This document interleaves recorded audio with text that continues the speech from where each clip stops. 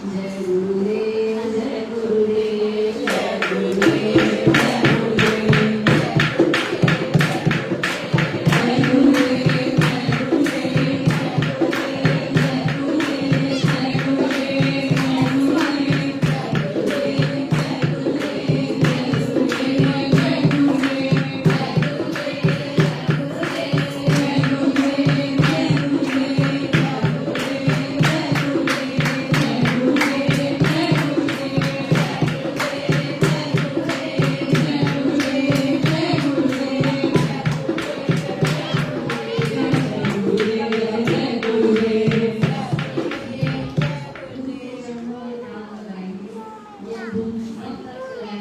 जब तक आपको एकाग्रता नहीं मिलेगी।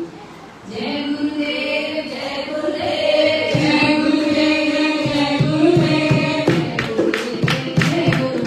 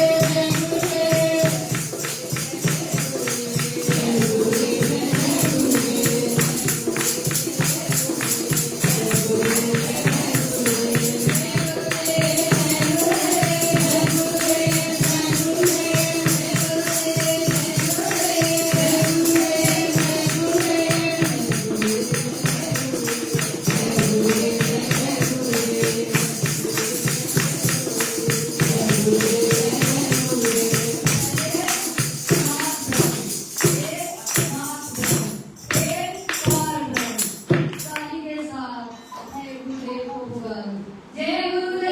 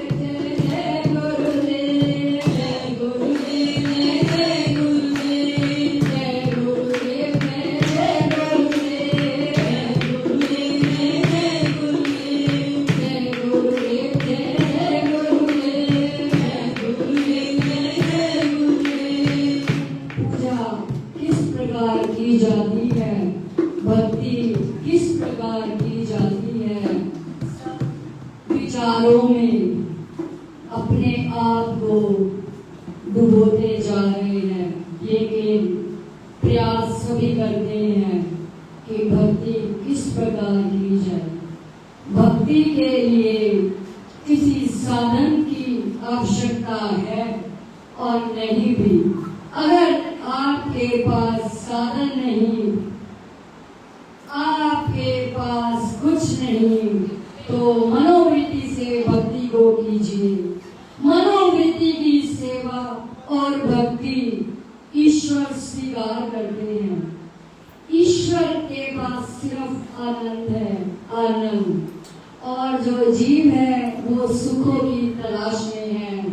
सुख जो ईश्वर ने बनाया ही नहीं, उसकी तलाश में हम समय को खो रहे हैं। दिन प्रतिदिन डूबते जा रहे हैं सुख की खोज में। जो सुख वास्तव में बना ही नहीं तो मिलेगा कैसे? इंसान सोचता है भोग विलास और मकान, हर प्रकार का विकार, धन दौलत औलाद, इन सब में सुख होकर भी सुख नहीं है। धनवान है तो दुख क्यों? धन है तो दुख का हल क्यों नहीं होता? कर्मानुसार दुख मिलता है। जब कर्मानुसार दुख और सुख मिलता है तो किसी से किसी को तकलीफ क्यों होती है? हर जीव अपना भोजन स्वयं करता है। भूख लगने पर किसी दूसरे को भोजन नहीं देते जब तक हम खुद अपने भोजन की व्यवस्था ना कर लें। मानसिक सेवा, आप मंदिर आ रहे हैं, भगवान के चरणों में स्नान करा रहे हैं, उन्हें फूल माला सुंदर हार पहना रहे हैं, चंदन का तिलक लगा रहे हैं, घर से जल का लोटा ला रहे हैं। आत्मिक जोत जगाइए, जिसमें बाती हृदय की बनाइए और प्रेम का घी और तेल डालिए। हृदय को जागरूक कीजिए ईश्वर के प्रति प्रेम। प्रेम से ही वो जो प्रकाशमय जगती है। प्रकाश तो आपके भीतर है। प्रकाश को प्रकाश से क्या प्रसन्न करेंगे? सैकड़ों दीपक, करोड़ों सूरज का प्रकाश भी इस माँ के प्रकाश के आगे काम नहीं करता। प्रकाश, सूरज के प्रकाश में केंद्र बिंदु भी माँ है। सूरज को प्रकाश देने वाली भी स्वयं जगजननी माँ है। गुरु कौन? गुरु भी माँ का स्वरूप है, जो अपनी भक्ति से अपने निर्मल देह को पावन देह बना लेते हैं। सिमरन कर करके वो एक आत्मा रूपी ज्योत निरंकार हो जाती है। एक दिन हम उसी गुरु की संतान है। एक वार्तालाप सुनाएंगे आपको। एक बार श्री राधा जी और श्री कृष्ण जी वन गमन के लिए जा रहे थे। श्री राधा जी बरसाना से आई थी और प्रभु वृंदावन में थे। वृंदावन में वन गमन के लिए प्रभु श्री राधा जी के साथ जा रहे थे। राधा जी नंगे पांव चल रही थी। उनके चरणों में बहुत सी धूल लग गई तो प्रभु को चिंता होने लगी, हे राधे, क्या मैं आपके चरण साफ कर दूं? प्रभु प्रेम, राधा जी भक्ति है और श्री राधा जी और श्री कृष्ण जी एक ही हैं। दोनों भिन्न नहीं है, भिन्न होकर भी एक है। जैसे आदि शक्ति भोलेनाथ और माँ गौरा एक ही है, आदि शक्ति, उसी प्रकार श्री राधा रानी और श्री कृष्ण भगवान भी एक ही है। कोई फर्क नहीं। तो प्रभु वन गमन को चल रहे थे, राधा जी कुछ और चलने लगी, बोली नहीं प्रभु ऐसा नहीं। तो प्रभु को लगा, शायद राधा जी को लग रहा है कि मैं इनके चरणों को छूं, वो ऐसा नहीं चाहती। कुछ देर और आगे चले, प्रभु ने कहा कि हे राधे, प्रभु प्यार से माँ को पुकारते थे, राधे हे राधे, जमुना जी में अपने इन चरणों को धो लीजिए, मेरे हाथों की जरूरत नहीं पड़ेगी, आप इन चरणों को धो लीजिए। तो माँ ने बोला नहीं, माँ भी लीलाधारी है, राधा जी भी लीलाधारी है। राधा धुन से आप श्री जी के चरणों में, श्री कौन है? हमारे वासुदेव श्री कृष्ण भगवान ही हमारे श्री जी हैं। श्री जी, श्री राधा जी को भी श्री बोला जाता है। पहले बोला जाता है श्री राधे श्याम, रिस्पेक्ट की जाती है। पहले माँ को श्री आती है, फिर ठाकुर आती है। इसी प्रकार पहले बोला जाता है श्री सीताराम, श्री राम सीता कम सुनेंगे, श्री सीताराम। तो प्रभु माँ को रिस्पेक्ट देते हैं श्री, और श्री जी का अर्थ भी होता है श्री नारायण। तो राधा जी हमारी गुरु हैं, लीलाधारी हैं, वो लीला कर रही थी। राधा जी की लीला का पार तो स्वयं कान्हा भी नहीं पा सकते, और कान्हा की लीला का पार श्री राधा जी पा सकती हैं। राधा जी भक्ति है, भक्ति का कोई रूप नहीं होता, कोई आकार नहीं होता। प्रभु को भक्ति प्यारी है। प्रभु भक्ति किसी को जल्दी नहीं देते, सब चीज देते हैं, लेकिन भक्ति छुपा कर रखते हैं। वो उसे ही देते हैं जो उनसे प्रेमा भक्ति की पुकार करता है। आगे की लीला क्या हुई?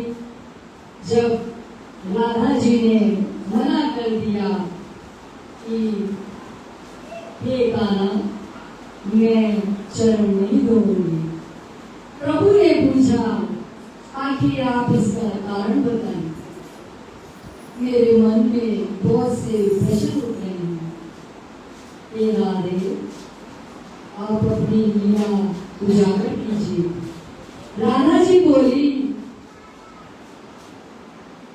जो रज ब्रज की रज है, यहाँ सभी भक्त, सभी संत महात्मा, ईश्वर रूपी सभी आते हैं और आपके नाम का स्मरण करते हैं, आपकी लीलाओं को सुनते हैं, भक्तिमय रहते हैं, जीवन व्यतीत करते हैं।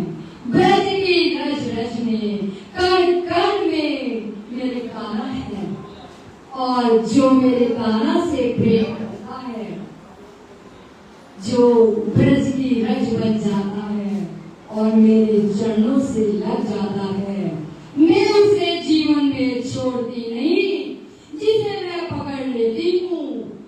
तो राधा जी बोली, जो तेरी चरण रज भक्ति रूपा इस पे आ जाता है, मैं उसे मोक्ष देती हूँ, भव सागर पार करती हूँ और भक्ति का मार्ग दिखाती हूँ, उसे छोड़ती नहीं।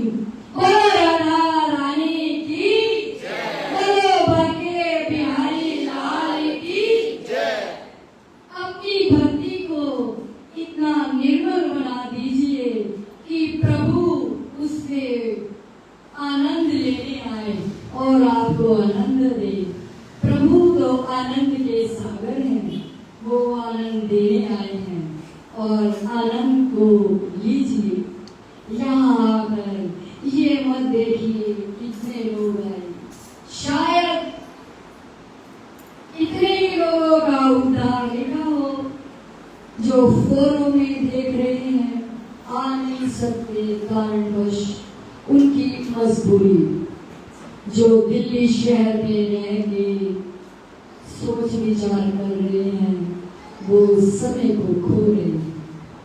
खाना खा के पेट भरता है, देख कर नहीं, और भक्ति का आनंद उस स्थान पर बैठकर 100 गुना बढ़ जाता है। बाके बिहारी जी के दर्शन जब फोरों में करते हैं, आनंद तो आता है पर डूबा नहीं जाता।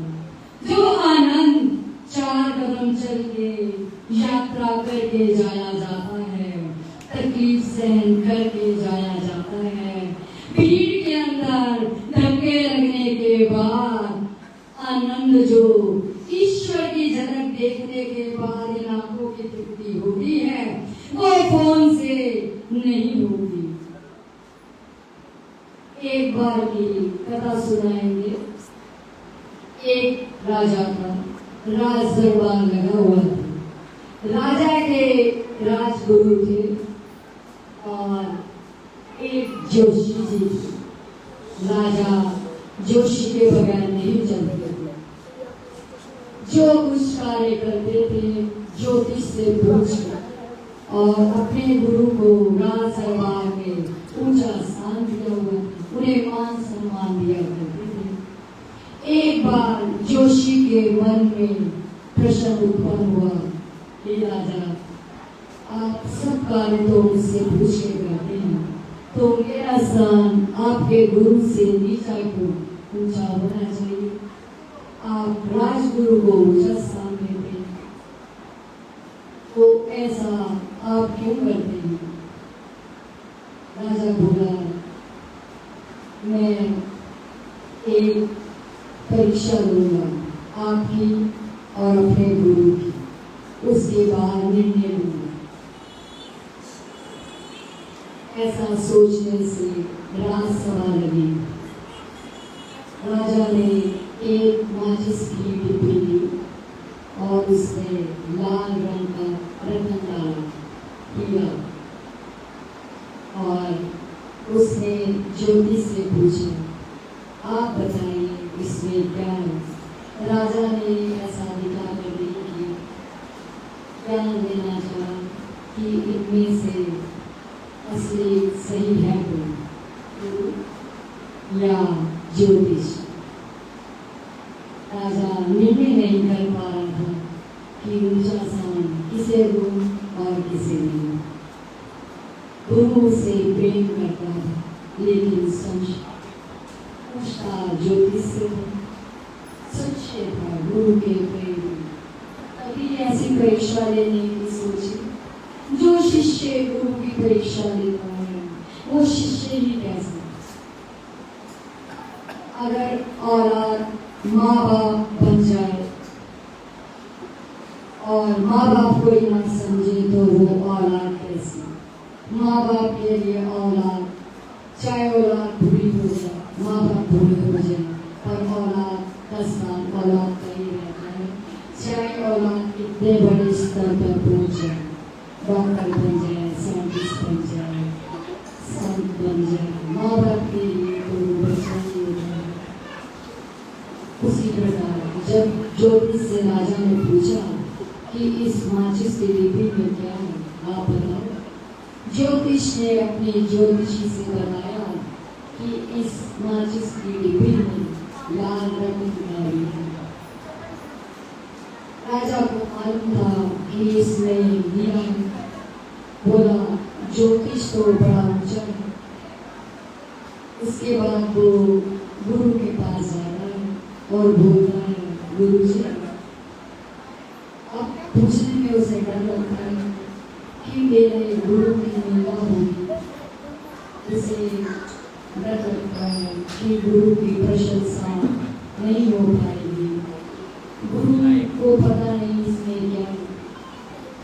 करते हुए पूछता नहीं तो गुरु बोलते हैं, राजा किस दुविधा में हो, पूछो क्या पूछना चाहते हैं।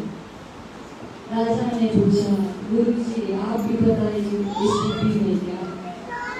गुरु जी ने कहा, इस डिब्बी में तो सांप का छोटा सा बच्चा है। राजा अपने अंदर सोचने लगा, अब मैं क्या करूँगा।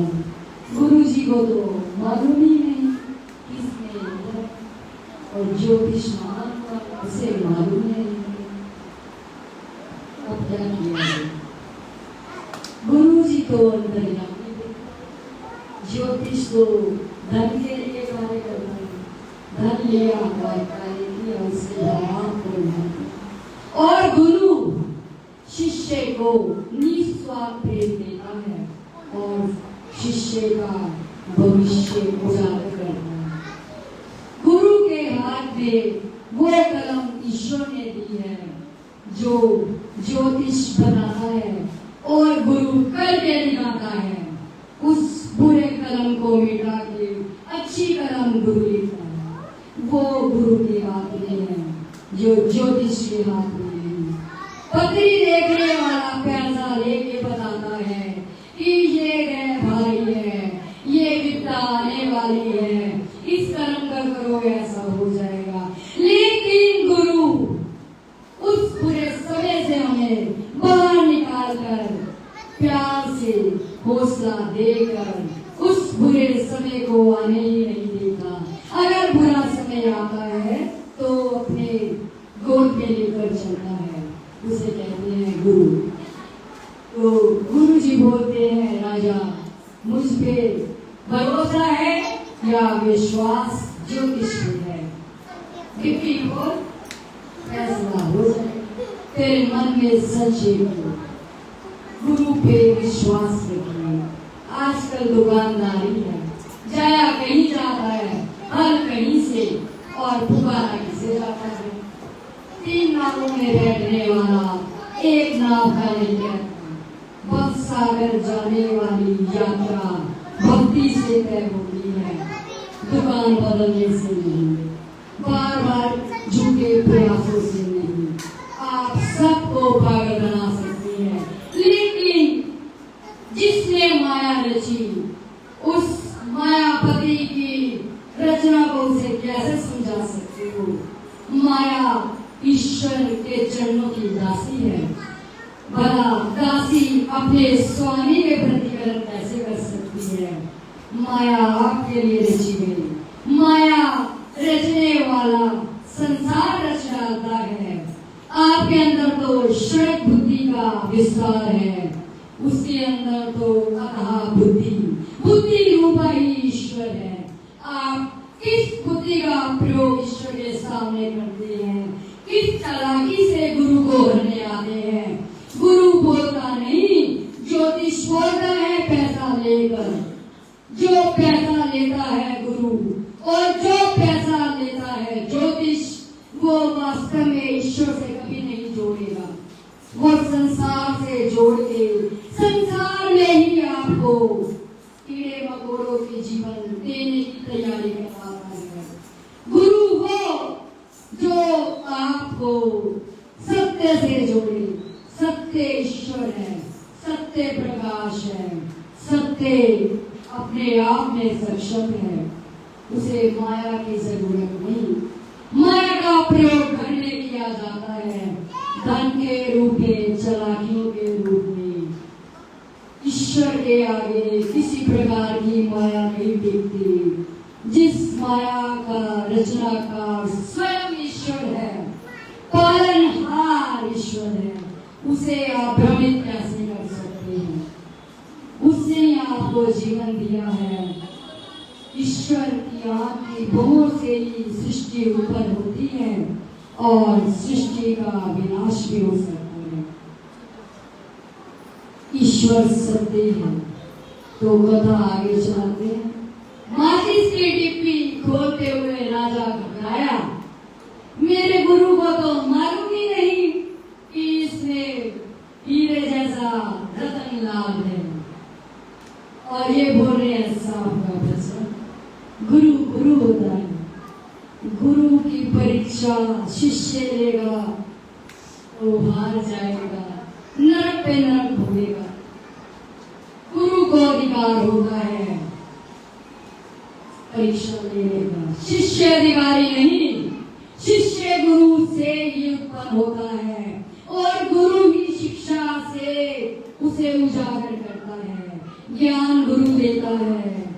और शिष्य ज्ञान लेकर अगर अभिमान में हो जाए तो गुरु सत्य है तो उसे सीधा करना भी आता है। जब माचिस की डिब्बी खोली गई उसमें सांप का बच्चा निकलता है। बोल मेरे सदगुरु महाराज की लीलाधारी होते हैं गुरु। सत्य बोलता नहीं, शांत रहता है। सत्य अपनी सच्चाई को बार बार कह के उजागर नहीं करता। सत्य समय की इंतजार करता है, समय सत्य को उजागर करता है। जो वार्तालाप बार बार गाई जाती है झूठ के बलबूते पे, उसका एक दिन अंत होता है। अंत ईश्वर करता है, सत्य प्रबल होता है, 7 पर्दों को फाड़ के आता है। सत्य कोई नहीं छुपा सकता। आज नहीं तो 10 साल 15 साल जाने के बाद उजागर जरूर होता है। और झूठ वाला आज जीता है पर कल रोके जाता है। जो बीजोगे वही पाओगे। एक छोटी सी लाइन,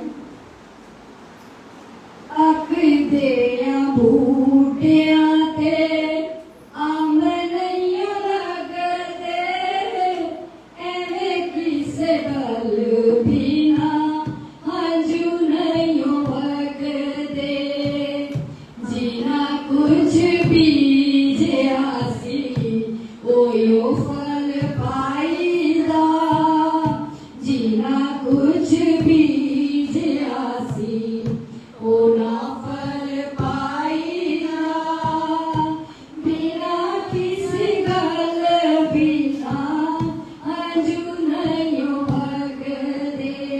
कहते हैं आग का बूटा जो होता है उस पे आम कभी नहीं लगता। आम का बीज बोया जाएगा तभी तो आम आएंगे। उसी प्रकार आग का बीज जहर से भरा होता है। आग का बोला उसके ऊपर व्हाइट पर्पल कलर के फूल आते हैं। उस जहर को भोलेनाथ स्वीकार करते हैं। उन्हें वो फूल बहुत पसंद है क्योंकि भोलेनाथ जब सागर मंथन हुआ था सब मणियों के लिए आए, सवारियों के लिए आए, लक्ष्मी के लिए आए और सब चीजों के लिए आते गए। लेकिन जब विष की बारी आई तो कोई नहीं आया। जब विष की बारी आई तो भोलेनाथ को आगे लाया गया।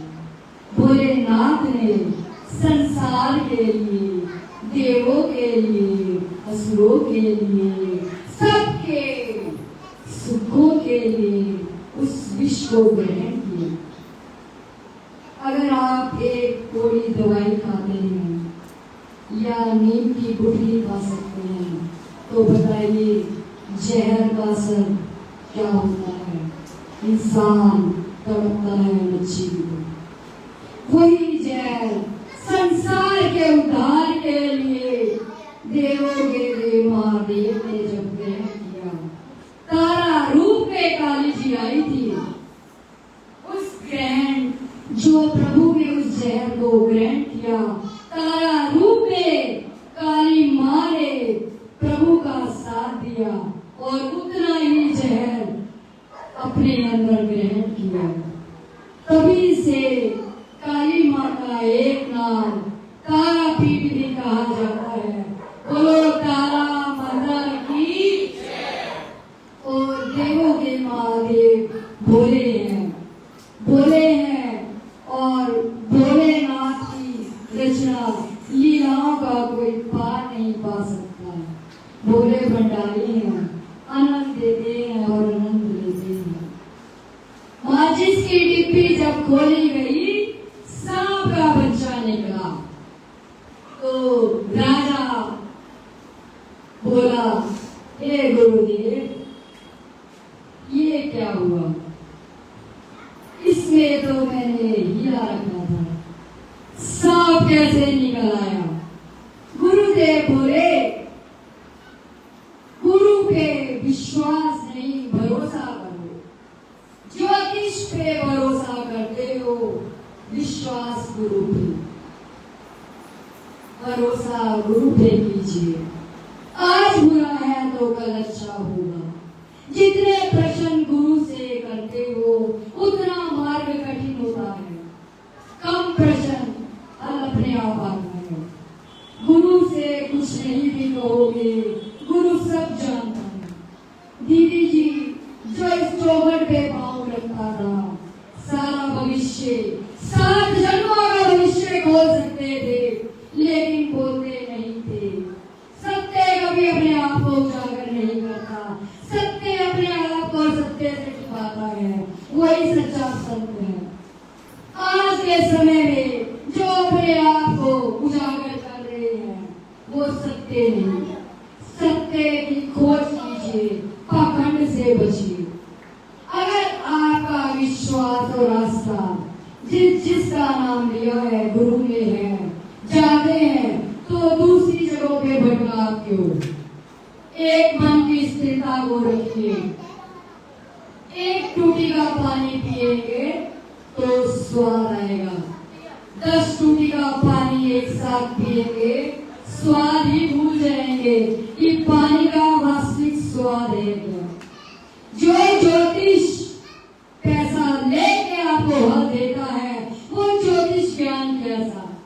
ज्ञान तो प्रभु देते हैं। ज्ञान अगर पैसा लेके दिया जाए, भागवत रामायण पैसा लेके सुनाई जाए और गुरु आप उससे बनाए आते हैं, जो आपको भागवत सुनाने आए, रामायण सुनाने आए, तय कर लेते हैं हमारा गुरु। कैसा गुरु जो खुद लाखों का बिजनेस चला रहा है आपसे पैसा लेके, अपने पोषण के लिए, अपने अच्छे सुख भरे जीवन के लिए, वो आपका उद्धार कैसे कर सकता है। गुरु सोच समझ के बनाइए। भागवत सुनने जाते हैं, ज्ञान को ग्रहण करके घर आइए, अच्छी वार्तालाप को ग्रहण करके जीवन में उतारिए। उन्हें गुरु मत बनाइए। जो आपके सामने लाखों का बिजनेस चला रहे वो आपका उद्धार मान कैसे दे सकती है। भेड़ चाल हजारों में कभी नाम नहीं दिया जाता, नाम हमेशा गुप्त रूप से मिलता है और नाम लेकर दूसरे को नहीं बताया जाता कि मुझे गुरुदेव ने नाम क्या दिया है। अगर नाम में ताकत है, नामी में ताकत है, तो नाम का असर होता है। आप अपनी हर बुरी नीति को धीरे धीरे छोड़ेंगे। दीदी जी जब नाम की दिशा देते थे तो बोलते थे खाओ भी पियो भी, नाम जपोगे एक दिन खुद सोओगे। किसी को भ्रमित मत कीजिए कि लहसुन प्याज नहीं खाना, मांस नहीं खाना। जब आप सच्चे हृदय से ईश्वर के हो जाएंगे और सिमरन करेंगे, सिमरन में वो ताकत है कि आपकी बुराई को खुद छुड़ाएगी। आपको मेहनत नहीं करनी पड़ेगी। नाम के पीछे नामी चलता है। जिसका नाम पुकारेंगे नामी पीछे चलता है। परमेश्वर इष्ट एक को बनाइए। एक बच्ची की शादी होती है, आगे जाके पति का रिश्ता मिलता है। एक पति के साथ परिवार के सभी सदस्यों के रिश्ते मिलते हैं, पर प्रेम पति से होता है। जो रिश्ता पति से है वो किसी से नहीं होता। बाकी सबको आदर सत्कार सम्मान दिया जाता है जीवन चलाने के लिए, लेकिन रिश्ता पति से, जो प्रेम पति से होगा सबसे होता है, लेकिन पति तो एक ही बनाया जाता है। इसी प्रकार इष्ट एक, सब रूपों से प्रेम कीजिए, लेकिन इष्ट एक बनाइए। एक नाव में 10 चप्पू चलाएंगे तो नाव क्या करेगी। बैठेगा वो चप्पू वाले है। एक नाम में सवार होइए, अपना निर्णय जीवन में स्वयं कीजिए कि आपको किस नाम में सवार होना है। नाम एक, ईश्वर के रूप अनेक है, इष्ट एक बनाइए, प्रेम सभी से कीजिए। माँ भी यही है, कृष्ण भी यही है, ब्रह्मांड की स्वामिनी है, ब्रह्मांड को रचने वाली है। इनका पार कोई नहीं पा सकता। समुद्र में अगर नमक की ढेरी डाली जाएगी समुद्र का पार पाने के लिए, तो स्वयं ढेरी घुल जाएगी, बाहर ही नहीं आएगी। इसी प्रकार हम सागर की बूंद हैं, बूंद उसी में समाहित हो जाएगी। हम ज्ञान उतना ही ग्रहण करें जितना हमारा समर्थ ईश्वर ने दी है। आप भक्ति करते हैं, निर्मल हृदय को लाएंगे। आप पूरा दिन कुछ भी नहीं करेंगे, सिर्फ आखिर मन से एक बार पुकारिए राम राम राम। आपको अंदर आत्मा से ठंडक मिलेगी, क्योंकि राम नाम में ही ताकत है। राम से बड़ा राम का नाम, राम से बड़ा राम का नाम, अंत में निकला ये परिणाम, राम से बड़ा राम का नाम। जब प्रभु ने सेतु बांधा था तो हनुमान जी ने पत्थर में राम राम लिखा, तो उन्होंने प्रभु से कहा, हे प्रभु, हे दीनानाथ, इस पुल को तैयार करने के लिए आप पत्थर फेंकिए। प्रभु ने पत्थर उठाया और देखा पत्थर डूब गया। प्रभु ने दूसरा पत्थर उठाया, वो भी डूब गया। जब ऐसा हुआ तो सोच विचार होने लगा, सोच विचार होने लगा। तो अंगद जी को नल और नील उन्हें वरदान था कि जो समुद्र में फेंकेंगे वो तर जाएगा, डूबेगा। तो हनुमान जी बहुत बुद्धिमान, जब उन्होंने आंख बंद करी और सोचा प्रभु ने क्या मिला तो उन्होंने नल को बुलाया। उन्होंने वो बर्तन नल को दी। जब नल ने राम नाम के पत्थर फेंके तो वो करने लगे। जिसको श्री राम जी अपने हाथों से फेंक देंगे तो वो करेगा कैसे? वो तो डूबेगा। राम नाम में इतनी ताकत है कि आप सब पार हो जाएंगे। तो प्रभु के नाम में इतनी ताकत है, किसी भी के कहने पे, ज्योतिषों के कहने पे पूजा मत कीजिए, अपनी आखिरी मन से कीजिए। कहते हैं जिन्होंने रामायण लिखी थी, जब उन्होंने नाम लिया था वो राम नाम तो कहलाया नहीं, मरा मरा बोल रहे सारे मरा। तो प्रभु ने उन्हें भी एक संत बना दिया। वो प्रभु ने उन्हें दीक्षा दी तो वो राम राम करेंगे। भावना सच्ची होनी चाहिए। भावना सच्ची है तो किसी विधि की जरूरत नहीं है, कोई जो धूप की जरूरत नहीं है। पहले अपनी आत्मा को शुद्ध बनाइए, अच्छे मन से प्रभु की पूजा कीजिए। भोले नाम तो भोले हैं, सावन चल रहा है। आत्मिक मन से उनपे सिर्फ जल ही चढ़ा देंगे तो आपकी पूजा स्वीकार होगी। भोलेनाथ तो भोले हैं, उनकी दृष्टि से कोई बच नहीं सकता। हम अकेले में भी कोई पाप करते हैं और सोचते हैं कोई हमें नहीं देगा, पर कण कण में ईश्वर, उनकी दृष्टि से कोई बच नहीं सकता, वो हमारे ऊपर से। आप सिमरन कीजिए और अपने जीवन को सुधारिए। हम जीवन को पार लगाने के लिए आए, संशयों में, विचारों में अपने समय को खराब मत कीजिए। तर्क वितर्क में, निंदा चुगली में, भावनाओं में अपने समय को व्यर्थ मत कीजिए। प्रभु दो चीजों का दान नहीं देते, एक समय, दूसरा भक्ति। समय, प्रभु ने हमें अनेकों स्वास्थ्य दी है, गिनती हम नहीं कर सकते, पर ईश्वर की दरबार में जब अंत समय आता है तो जीव प्रभु से कहता है, प्रभु कुछ क्षण दे दो, कुछ क्षण। उस समय एक क्षण भी नहीं दे। और प्रभु से जब भी हम मंदिर आते हैं, गुरुद्वारे जाते हैं, मस्जिद जाते हैं, हर समय मांग मांग मांग, कभी मांग के बगैर भी आना कीजिए।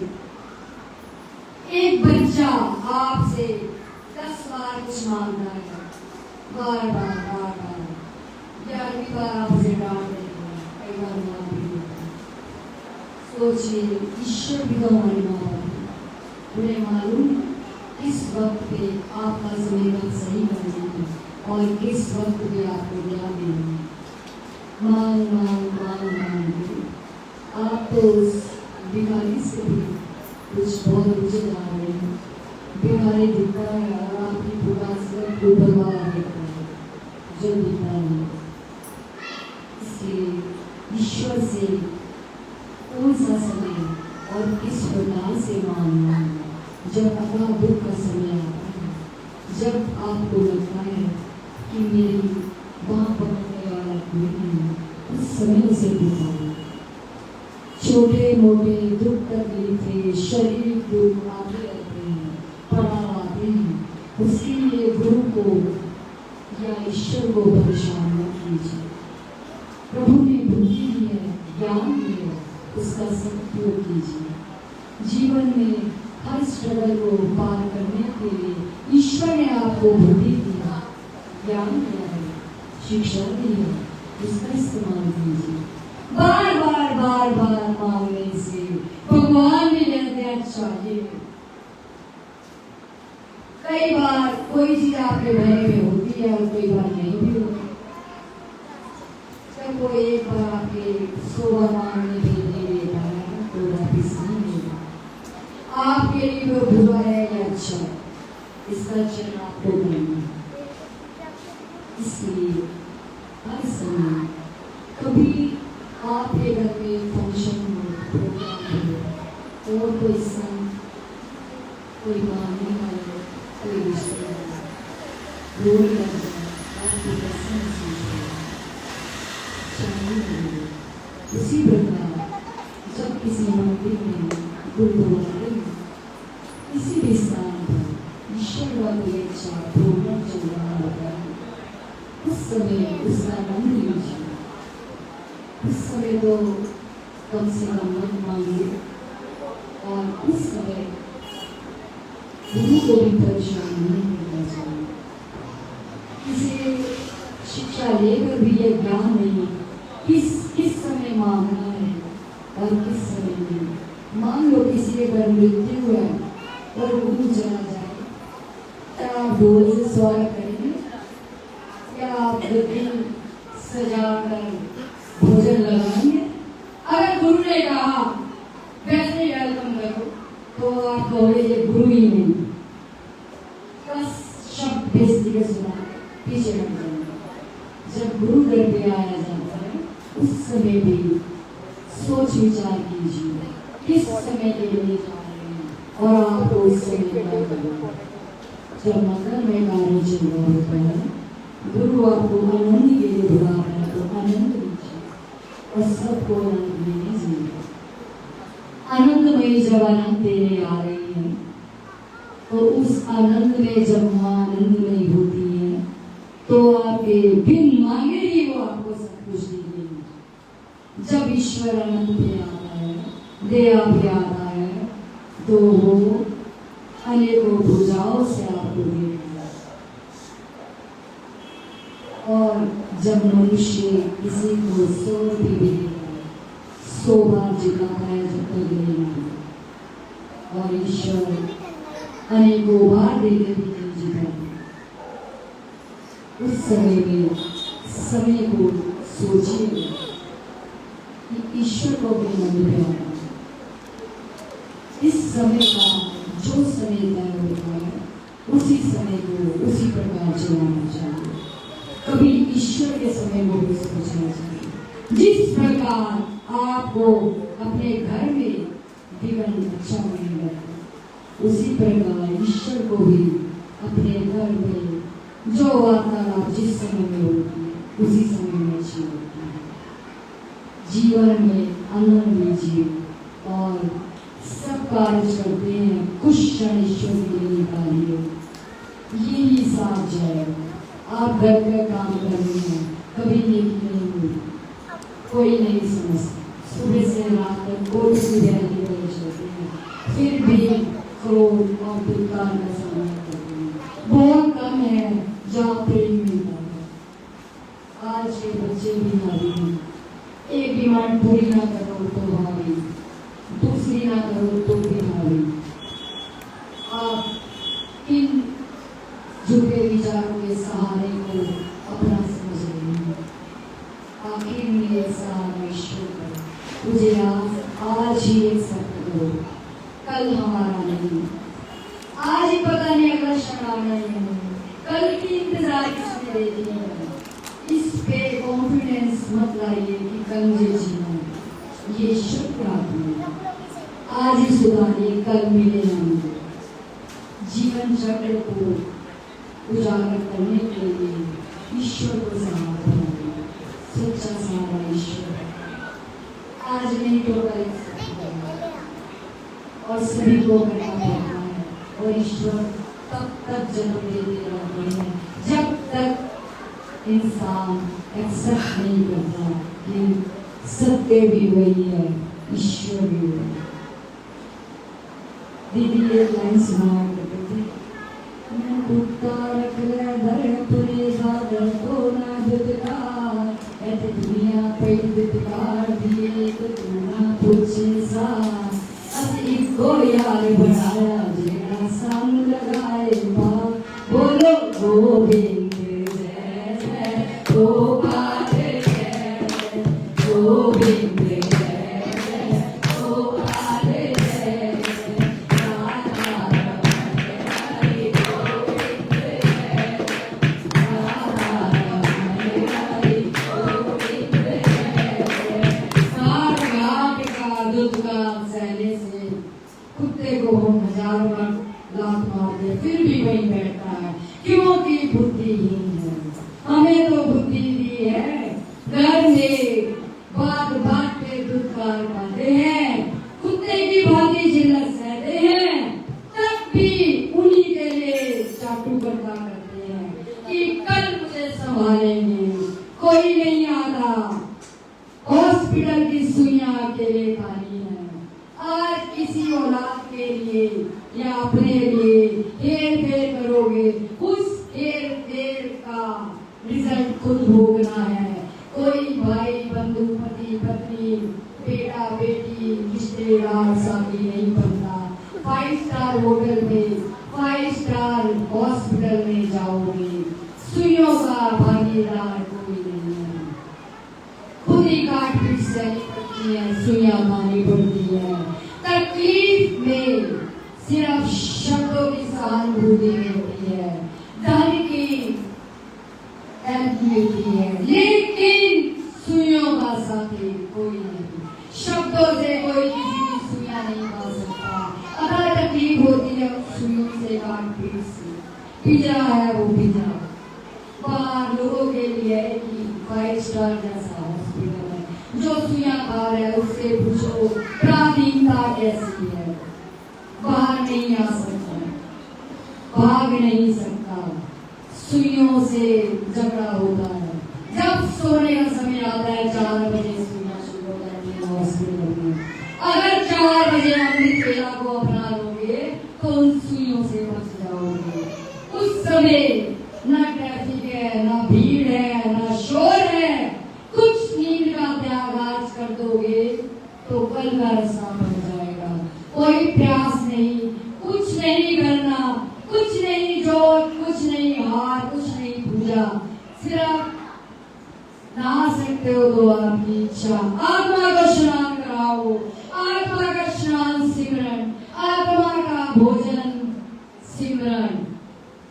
आनंद से आत्मा का स्नान करो। जहाँ बैठे हो भोग विलास देही का है, आत्मा का नहीं। आत्मा समय पवित्र है, भोग विलास देही से करते हैं। उसी बेड पे भी बैठोगे तो भी ईश्वर मिलेगा। सब जगह है, ईश्वर कण कण में है। आत्मा को उजागर करो। सिर्फ 10 मिनट से शुरू करो। अपने गुरु को याद करो जिसने गुरु नहीं बनाया। ओम नमो भगवते वासुदेवाय का सिमरन करो। 10 मिनट ईश्वर को बोलो। धीरे धीरे समय बढ़ाओ। आधा घंटा सिमरन में दोगे 12 घंटे का लाभ मिलेगा। जो दिन में 12 घंटे सिमरन करता है, आधे घंटे का उसको लाभ मिलेगा। बार बार ईश्वर संतों के जरिए, ग्रंथों के जरिए, भागवत के जरिए, पुराणों के जरिए, रामायण के जरिए आपको ज्ञान दे रहा है कि समय इंतजार कर रहा है। मौत दूर नहीं, मौत सच्चे है, मृत्यु सत्य है, जीना झूठ है, मरना सच है। सच को अपनाइए। हमने मौत दूर बनाई है। अभी पानी पीते अटक जाए तो मृत्यु। आप कल इंतजार में घोड़े पे भरे हैं जो बोझा ढोके चल रहे हैं। इस बोझ को ईश्वर को दे दीजिए, आपका चलना आसान हो जाएगा। आपके अनुसार जीवन में कुछ नहीं होगा। वही जो कर्मानुसार निर्धारित हो चुका है। जन्म और मृत्यु नहीं टलती, टलाए नहीं टलती। जन्म और मृत्यु जन्म के साथ ही लिखी जाती है। सिर्फ एक गुरु की कलम है। गुरु की कलम में वो ताकत है जो मृत्यु को भी काट सकती है। और गुरु भी ईश्वर रूप है। गुरु सोच समझ के बनाइए। गुरु दुकानदारी नहीं। आज इस दुकान से सामान लिया, आज यहाँ से नहीं मिला, एक समस्या हाल नहीं तो दूसरी दुकान, दूसरी नहीं तो तीसरी दुकान। जो दुकानदारी करते हैं किसी घाट पे नहीं रहते, यहीं पर जन्म पे जन्म लेते रहेंगे और इस जाल से बाहर नहीं आएंगे। गुरु ले लिया, बच्चे ने स्कूल में एडमिशन ले लिया, पढ़ाई करी नहीं 2 साल, तो उसको टीचर आगे क्लास में कैसे डालेगा? प्रिंसिपल उसको कैसे सर्टिफिकेट देगा कि ये इस स्कूल में पढ़ा है या कुछ पढ़ा है, जब कुछ किया ही नहीं? काफी गाली लगे, काफी गाली लगे। इसी प्रकार जब नाम दीक्षा ली जाती है, नाम नहीं जपा जाता तो गुरु भी कुछ नहीं कर सकते। ऊपर जब मृत्यु के पश्चात पहुंचा जाता है तो गुरु आते हैं। अगर गुरु सत्य है तो नरकों से बचाने आएंगे। अगर गुरु सत्य नहीं भ्रमित करने वाला है, वो आप नरक भोगेगा, आपको नरक से बाहर निकालेगा, उसके साथ डबल नरक भोगोगे। गुरु का जीवन सोच विचार के समझ के कीजिए। ये कोई खेल नहीं कि राह चलता किसी को भी गुरु बना दिया जाए। राह चलते से शिक्षा और दीक्षा ले ली जाए। दीक्षा उससे लीजिए जो उस योग्य हो, जो ईश्वर से खुद जुड़ा हो। जिसकी तार खुद ही नहीं जुड़ी, वो आपकी तार कैसे जुड़ेगा? कनेक्शन अगर पावर हाउस सत्य है, नाम लेते कनेक्शन कनेक्ट हो जाए। पावर हाउस सत्य है तो कनेक्शन अभी लग नहीं सकता। दवा है और भगवान आसान भी है और कठोर भी। आसानी से मिलता जिसकी आत्मा शुद्ध हो, पाक आत्मा, क्षणिक भगवान मिलता है, क्षण में अंदर से कालापन, बाहर से माला, राम राम क्यों ना जाओ। पाठ कर रहे हो, हरे पाठ कर रहे हो, आटा आया नहीं आया, नाश्ता बनाना है, सब्जी आई नहीं आई, पाठ कर रहे हो। वो पाठ किस काम का, किसे भ्रमित कर रहे हो? वो भ्रमित होने वाला नहीं। खाना बैठे खाते हो, अगर मान लो घर में 4 चीजें बनी है, किसी शादी में, बर्थडे पार्टी में, फंक्शन में गए, सगन डाला, तैयार होने गए, 2 घंटे तैयार होने गए, फिर ड्रेस आएगी, फिर गाड़ी पे खर्चा करके जाओगे, पेट्रोल का खर्चा, CNG का, फिर भोजन आनंद से करके आओगे, चीजें चिंता क्या भाई, सड़क पर वाला समय निकाला, आनंद से कर एक चीज का स्वाद लेके किया जाए, खाया जाए, आनंद, इतना आनंद अगले दिन सारा फिर खत्म हो जाता है। खाया, स्वाद लिया, एक चित हो गए खाते। तो प्रभु का सिमरण एक चित क्यों नहीं? सब काम में ताले लगा के 4 दिन क्यों नहीं आते? पीछे की चिंता क्यों? गुरु को एक दिन का समय नहीं देते, पर भव सागर का सिरे जगाते हो कि गुरु नाम ये तारेगा कैसे नहीं? गुरु है किसके गुरु? तो भैया गुरु भी होशियार होते हैं, वो बोलते नहीं पर उन्हें कच्चा खिलाड़ी न समझ लेना। ये गलती मत कर देना कि गुरु भोला है, भोला तो होता है लेकिन बुद्धि वाले भी गुरु होते, उस चीज का ध्यान रखना। नाम लेके पिटाई में बंद कर दिया और सोचो हाई क्लास पास हो जाओ, कभी नहीं होगा। बहुत सागर पार हो जाओ, कैसे हो जाएगा? जो कर्म करके कर रहे हो अच्छे बुरे, उसी के अनुसार अगला जन्म लेंगे। गुरु भी आसानी से नहीं मिलता। जब गुरु परीक्षा लेते हैं तो अच्छे हार जाते हैं। इसलिए सोच विचार के जीवन चक्र को चलाइए। जितना दिमाग गृहस्थी में चलाते हैं, काम में चलाते हैं, सफाई करनी हुई, मेड की आई 4 हाथ अच्छे, तो एक तक ध्यान क्यों नहीं? जब ज्ञान लेके जा रहे हैं तो उस ज्ञान स्कूल में हुआ क्या, उसे उतारने की कोशिश कीजिए। आजकल स्कूल में जाना नहीं चाहता, घर बैठे फोनों पे इंक्वायरी सबको चाहिए। क्या हो गया भाई? कैमरे में देखा जाएगा, 10 लोग तो थे, 4 लोग समोसा चाहिए और वो समोसा ही है इनके उद्धार का मार्ग बना रहे। गुरु किसी को दात देता है तो उसमें बहुत कुछ होता है, चाहे केला ही मिले, इसमें बहुत कुछ होता है। पर जो लेने आया है, ग्रहण करने आया है, उद्धार को उसी का होगा। फोरम में जितना मर्जी देख लीजिए, अगर पेरेंट्स मीटिंग का प्रोग्राम छोड़ के बच्चे के पेरेंट्स मीटिंग को अटेंड करते हो, इसी की क्रिया है, रिश्तेदारी का सवाल है, इज्जत का सवाल है।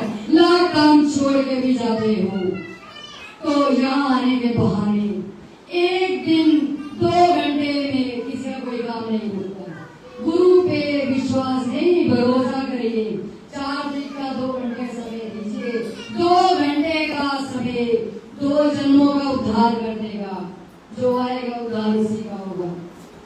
माफी चाहेंगे, फोनों में किसी का उद्धार नहीं होता, उस भूमि पे जाया जाता है। वैष्णो देवी दर्शन करने के लिए यात्रा की जाती है। घर में उस गुफा का आनंद नहीं आता जिस गुफा में दर्शन के लिए जाया जाता है। ठंड का सामना किया जाता है, यात्रा का आनंद लिया जाता है। घर बैठे आनंद कैसे ले सकते हैं? आनंद एक मजबूरी है जिनकी, जो नहीं आ सकती। सभी के हाथ का ईश्वर ने दिया है। अभी गुरुदर पे सोना और चांदी गुरु बांटने लगे, 1000 क्या काम छोड़ के भी यहाँ आ जाएंगे सर कि यार गिफ्ट रिटर्न गिफ्ट दिया जा रहा है 4 तरीक चांदी की पल्ली या सोने के टॉप्स। अभी हमारा अकेला निकाल आएंगे, समय नहीं मिला बनाएंगे जरूर। कई लोग क्या करते हैं रिटर्न गिफ्ट के लोभी, जाते कहीं और है, रिश्तेदार भेज दिया अरे हमारा भी ले आना, इनके पास तो बहुत है 2-4 दिन के बाद बच्चे भेज दिए भैया ले लो। अपनी आने में कष्ट होता है ना। वो गर्दन ही क्या, वो सिर ही क्या जो था पे झुकाया जाए। सिर करना है कलम तो एक के आगे कीजिए। 10 पति लेके कौन भूलता है, कोई हमारा नहीं होता और हमारों का उद्धार नहीं होता, ना औरतों का ना आदमियों का। तो हमारा कुत्ता ही खिलाता है, हमारा कुत्ता बनना है तो एक का पट्टा डाल के घूमे ना, पहचान होगी भैया ये सर का कुत्ता है। मैं कुत्ता रख लिया दर बनेगा घर तो ना दुदकार, ऐसे दुनिया पे दुदकार दिए दूल्हा पूछे सार, अस इको यार बनाया जेड़ा साथ लगाए पार। बोलो बिंदे जय जय गोपाल जय जय गोविंद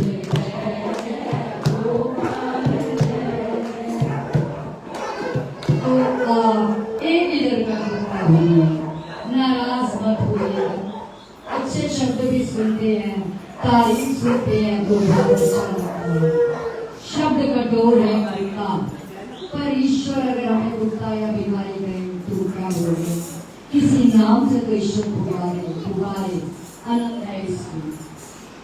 अगर पट्टा ही डालना है तो सत्य का डालिए, झूठ के पट्टे नहीं भूल जाएंगे।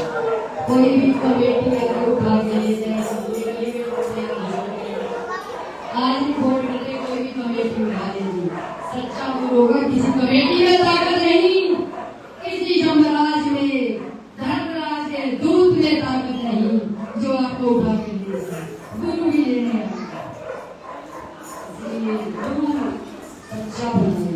हम ये नहीं कहते कि हमारा गुरु भी इंसान है, दुनिया में आभार गुरु है। सच के कारण ये पृथ्वी जो गुरु सत्य हैं उन्हीं के बलिदान के कारण ये पृथ्वी हमारे गुरु सत्य हैं, थे नहीं है आज भी। 2 महीने से प्रत्यक्ष प्रमाण है हम भोजन नहीं पका रहे पर भोजन खा रहे हैं। एक समय खाते हैं, जिस समय भूख लगती है हमारे भोजन की व्यवस्था हो जाती है और बहुत अच्छे से अच्छा भोजन खाते हैं। तो ये मेरे गुरु की अपार कृपा और माँ की असीम कृपा और खुशी कहते हैं खाई में जाओ ना, छोड़ दो तुम्हें कौन संभालेगा, जिसको पुकारोगे आप ही संभालेगा। एक बार कूदो तो सही, जीवन का हर पेज हर दिन सरल हो जाएगा। अपने हर निर्णय को ईश्वर के चरणों में समर्पण कर दीजिए। अर्जुन ने श्री कृष्ण भगवान को सारथी बनाया था। हे प्रभु मैं युद्ध तब करूंगा जब आप मेरे सारथी बनेंगे। तो प्रभु ने सारथी बन के घोड़ों की लगाम अपने हाथ में। उसी प्रकार जीवन में श्री कृष्ण को अपना सारथी बनाया और जब प्रभु आपके सारथी बन जाएंगे आपको सोचने की जरूरत नहीं, वो रथ खुद का खुद आपका चलता रहेगा। एक बार इस वचन को मान के देखिए, अगर ईश्वर ना सुने तो हमसे आगे प्रश्न कीजिए। आपकी हर व्यवस्था को ईश्वर तय करता है। जब बच्चे का जन्म होता है, चाहे वो मनुष्य जन्म हो, चाहे पक्षी के जन्म हो, चाहे पशु हो, चाहे जानवर हो, कुछ भी हो, उसी समय दूध की व्यवस्था ईश्वर करती है। कोई साइंटिस्ट नहीं देता, कोई अंदर फैक्ट्री नहीं है, कोई खुराक नहीं है, ईश्वर देता। उसी क्षण 9 महीने गर्भ में बच्चा उल्टा होता है, तो ना साइंटिस्ट मेरा भोजन भेज सकता है, ईश्वर भेजता है। बाहर आते ही उसकी व्यवस्था ईश्वर करता है। जब 9 महीने गर्भ में ईश्वर दे रहा है, तो बाहर आके तो वही देखेगा। आप कैसे कह सकते हैं कि हमने अपने बच्चे की पालना की, हमने मेहनत से लिया, हमने व्यवस्था की? आप कुछ नहीं करते, ईश्वर करता। आप अपना कर्म करते हैं, जो जिस जुग में है अपना कर्म करते, और अपने कर्मों को करते रहिए। अच्छे कर्मों का संचय कीजिए, बुरे कर्मों से बचिए। राई राई से पहाड़ बन जाता है।